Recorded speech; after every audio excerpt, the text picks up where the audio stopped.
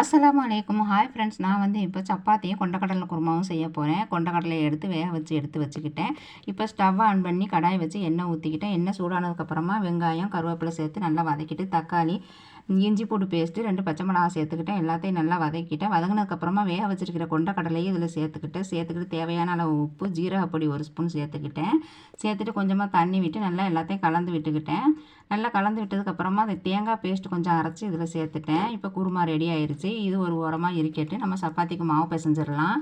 இப்போ சப்பாத்திக்குமே மாவு பிசைஞ்சு மாவு ரெடி ஆயிடுச்சு. இப்போ இதை தட்டி எடுத்துடலாம்.